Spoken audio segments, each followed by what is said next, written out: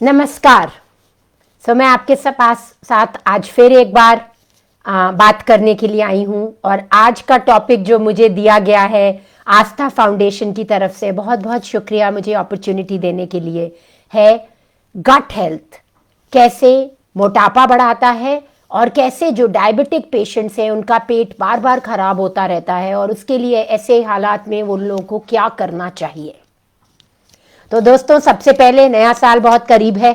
आप सबको नए साल की शुभकामनाएं और मैं उम्मीद करती हूं, विश करती हूं, प्रे करती हूं कि 2021 आप सबके लिए बहुत सी खुशियां, बहुत हेल्थ, बहुत रिलेशनशिप्स और बहुत बहुत बहुत सारी सक्सेस लेकर आए। तो देखते हैं दोस्तों, गट हेल्थ होता क्या है या पेट खराब क्यों होता है, कैसे होता है। तो जैसे कि आप लोग जानते हैं, मैं एलोपैथिक डॉक्टर हूं। 1989 अमृतसर मेडिकल कॉलेज, और बहुत सालों से एलोपैथिक डॉक्टर्स के बीच में ही काम कर रही थी और अब फंक्शनल मेडिसिन प्रैक्टिस करती हूं, जिसमें कि हम कारण पे काम करते हैं। तो उसमें रहकर मुझे ये समझ में आया है कि जैसे पहले अगर हम देखें आयुर्वेदा में हमारे, या जो पुराने नीम हकीम होते थे, वो सबसे पहले जब आप बीमार होते थे आपसे एक सवाल पूछते थे, क्या पेट ठीक है, क्या पाचन ठीक है, क्या खाना अच्छे से आप हजम कर पा रहे हैं, आपको कोई तकलीफ तो नहीं हो रही। तो एज एन एलोपैथिक डॉक्टर मुझे नहीं लगता मुझे इसकी इतनी समझ थी उस टाइम पर कि हर बीमारी मेरे पेट से ही होती है। तो अभी आपसे बात करते हुए मुझे स्ट्राइक किया कि हम सबको ये तो डेफिनेटली पता है और हमने सबने कहीं कहीं पढ़ा है कि a way to your husband's heart is through his stomach, right. पर आई थिंक अब जो मुझे समझ में आ रहा है और बहुत से लोगों को समझ में आ रहा है कि अच्छी सेहत का रास्ता भी अच्छे पाचन शक्ति से होकर गुजरता है। ठीक है, तो इसलिए ये और भी जरूरी हो जाता है कि हम क्या खाएं। और मैं उम्मीद रखती हूं कि आप सब अच्छा खाना खाते हैं, बैलेंस्ड खाना खाते हैं। जंक फूड, प्रोसेस्ड फूड जो कि लिफाफों में खोल खोल के खाया जाता है, वो कम खाते हैं।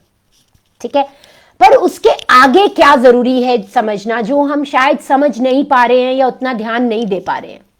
हम क्या खाते हैं बहुत ही छोटी सी बात है, वो पूरा हमारी पाचन शक्ति या सेहत की रिस्पॉन्सिबिलिटी नहीं ले सकती है। ठीक है, क्यों? क्योंकि खाने के बाद उसको हजम करना अच्छे से, उसमें से जितना भी काम का सामान है उसको बॉडी ने एब्जॉर्ब करना है अच्छे से, जिससे हमें ताकत मिलती है। हमारे सारे मिनरल्स, विटामिन सब वहीं से आते हैं। और उसके बाद में ठीक से एक्सक्रीशन करना भी उतना ही इंपॉर्टेंट है। ठीक है, तो ऑफ कोर्स मैं आज इन सब के बारे में बात नहीं करूंगी, एक बहुत इंपॉर्टेंट बात के बारे में बात करूंगी ताकि आप उसको समझ पाएं और अपनी लाइफ में उसको यूज कर पाएं और उससे अपनी सेहत और बेहतर बना पाएं। ठीक है, तो वो मैं बात करूंगी कि कैसे हमारी पाचन शक्ति बढ़ सकती है। तो दोस्तों, क्या आपने कभी एंटासिड खाई है? बहुत एसिडिटी हो रही हो, जलन हो रही हो, या खाना ऊपर को आ रहा हो, या खाना खाने के बाद पेट फूल जाता हो और आपको मन करता हो कि अपनी पैंट का बटन या अपने कपड़े थोड़े ढीले कर लें। अगर आपको इनमें से कुछ भी होता है, तेजाब बनता है, गैस बनती है, खट्टे डकार आते हैं, तो दोस्तों जो मैं अभी आपको बताने वाली हूं ना, आप उससे बिल्कुल अचंभित हो जाएंगे और सोचेंगे ये क्या, ये तो हमें किसी ने नहीं बताया। माने या ना माने, मेरी आपसे बस एक छोटी सी रिक्वेस्ट है, मानिएगा जरूर। मैं बहुत रिसर्च करके, पढ़कर, अपने पेशेंट्स को फायदा दिलाकर फिर आपसे इस बात को शेयर कर रही हूं। तो दोस्तों, करीबन 40% लोगों में क्या होता है, हमें ये जो तेजाब जो अंदर बनता है, जो जलन होती है, जो उल्टी आती है, जो खट्टे डकार आते हैं, जो खाने के जस्ट बाद पेट फूल जाता है, ब्लोटिंग जिसे हम कहते हैं, गैस बनना, ये इसलिए नहीं होता कि ज्यादा एसिड बन रहा होता है।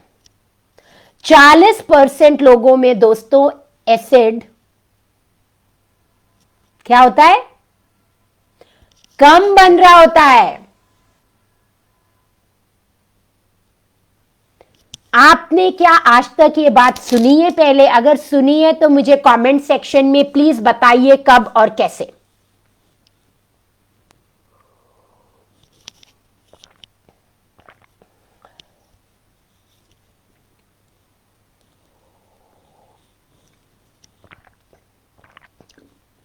तो दोस्तों ये एसिड कम क्यों बनता है और इसकी बात क्यों नहीं की जाती, और क्यों हमको एक गोली दे दी जाती है एंट एसिड की, जिससे कि हमारा एसिड और कम हो जाता है और धीरे धीरे हमारी तकलीफ कम नहीं होती, बिगड़ती जाती है। तो देखा गया है कि कभी भी जब हमें कोई इंफेक्शन होता है पेट में, कभी भी जब हम बहुत स्ट्रेस में रहते हैं, आजकल तो हम सब ही स्ट्रेस में रहते हैं, मुझे लगता है कि स्ट्रेस में रहना एक फैशनेबल चीज हो गई है, ठीक है।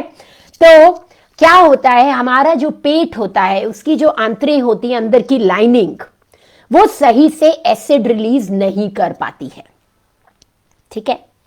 दूसरा, हम पहले क्या, हम सबको पता है, हमारे बुजुर्ग हमें कहते थे जो खाना अच्छे से चबा के नहीं खाता उसका खाना हजम नहीं होता है ना। या दूसरा, हमने ये भी सुना है कि खाना ऐसे खाएं जैसे पानी पी रहे हैं और पानी ऐसे पिए जैसे खाना खा रहे हैं। क्या मतलब है इसका? कि खाना 32 बार चबाएं ताकि वो पानी की तरह लिक्विड होके अंदर जाए, क्योंकि जैसे ही हम खाना मुंह में भी नहीं डालते, सूंघते ही हैं या नजर ही डलती है तो हमारे मुंह में क्या होता है, सलाइवा रिलीज होने लगता है। वो क्या करता है, हमारे खाने को वहीं पर ब्रेक डाउन करके उसको हजम करने का प्रोसेस स्टार्ट कर देता है, ठीक है। तो अगर हम बहुत बढ़िया से खाने को मुंह में ही चबाते हैं, हर बाइट को 30-32 बार चबा कर खाते हैं। कौन कौन खाता है इतनी बार चबाकर?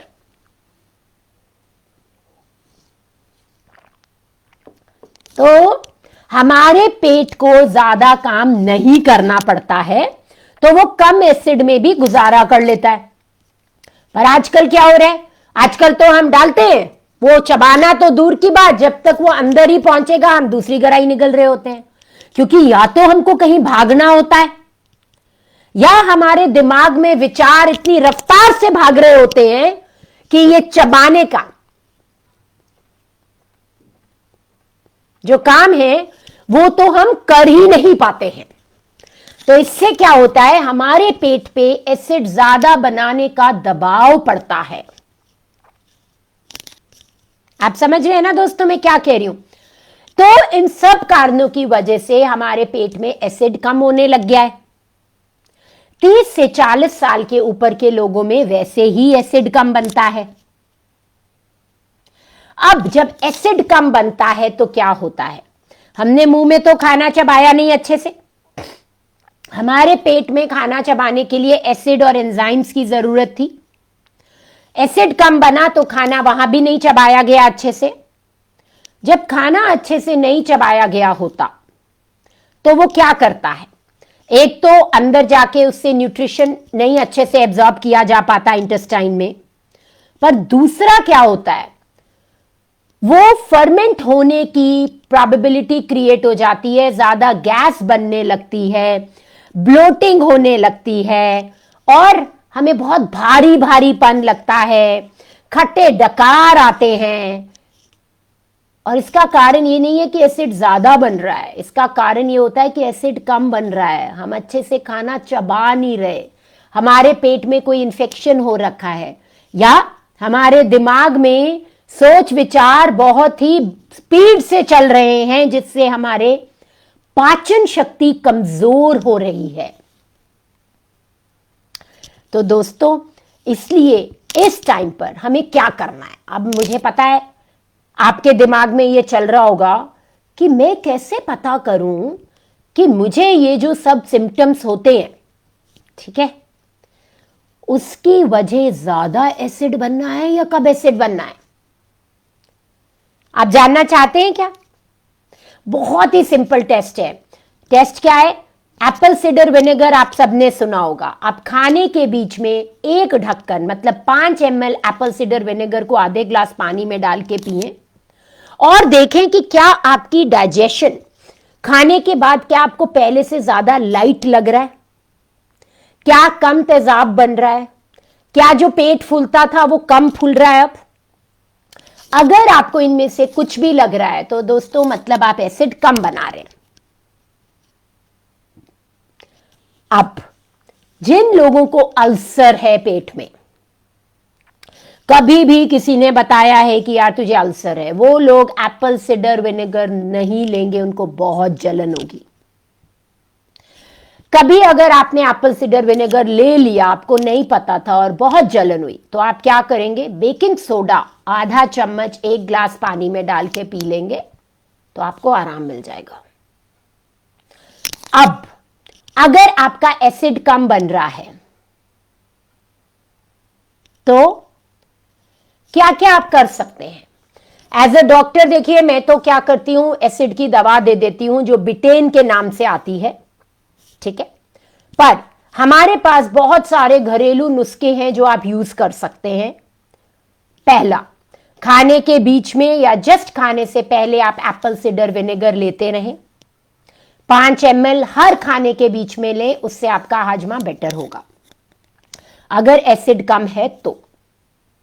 दूसरा, अदरक जो होती है वो ग्लूटाथियोन का सोर्स होती है। ग्लूटाथियोन हमारी बॉडी का सबसे बड़ा डिटॉक्सिफिकेशन का गहना है। मैं उसे सॉलिटेयर डायमंड बोलती हूं वैसे, ठीक है।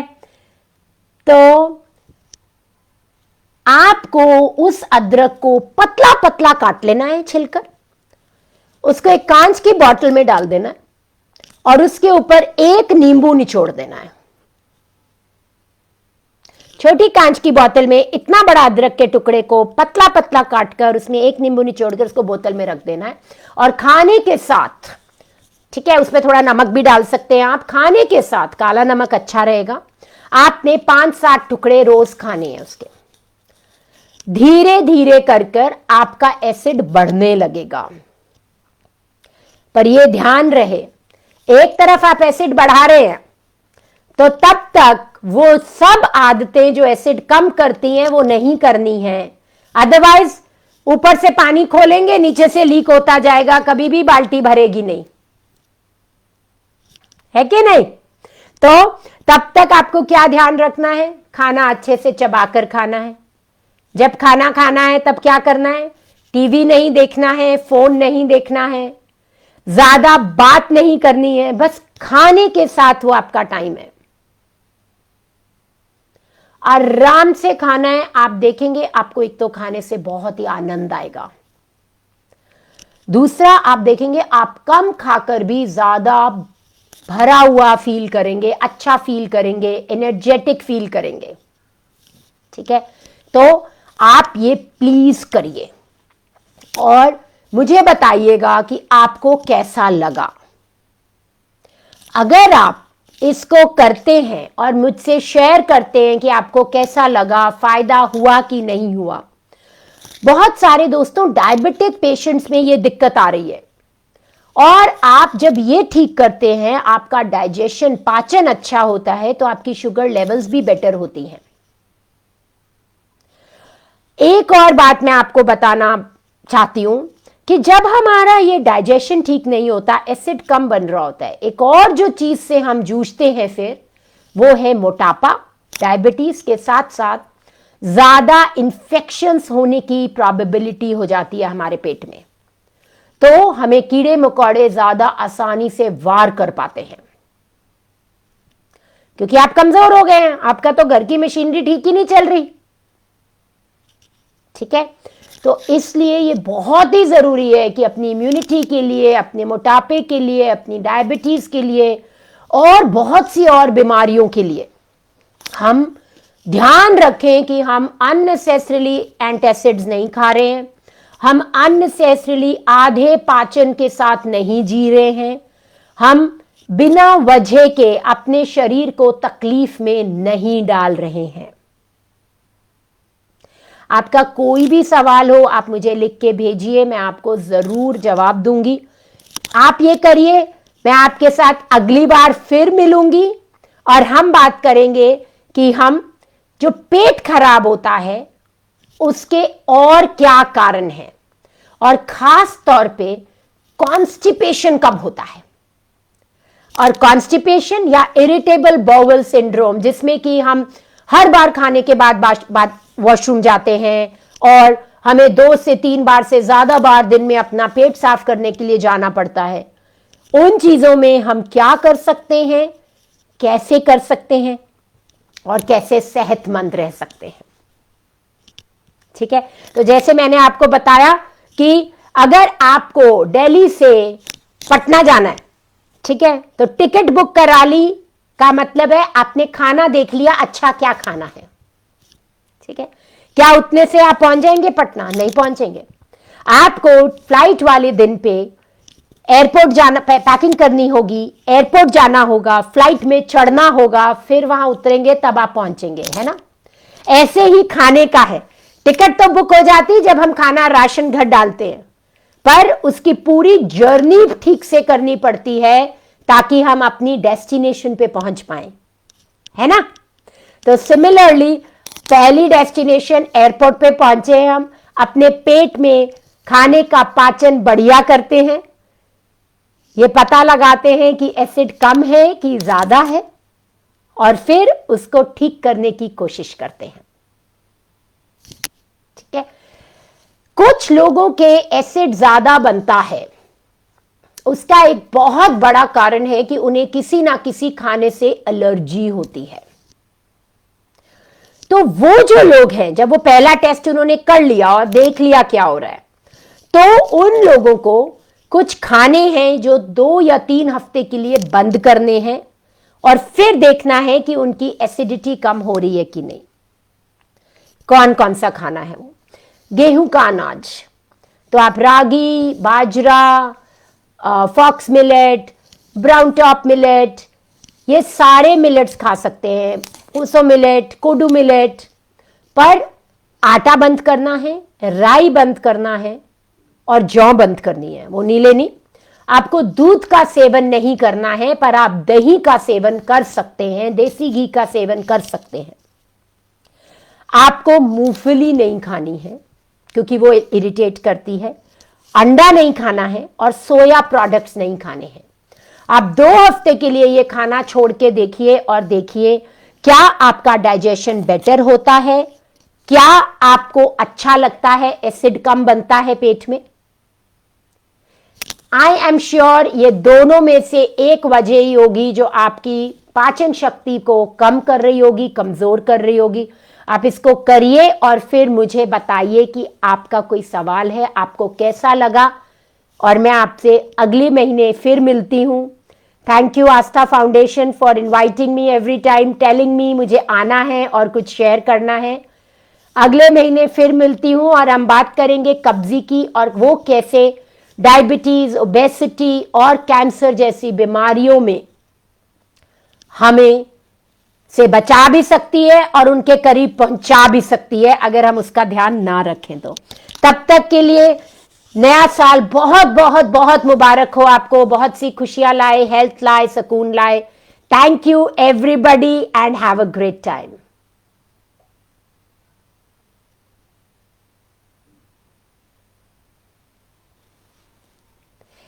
Thank you.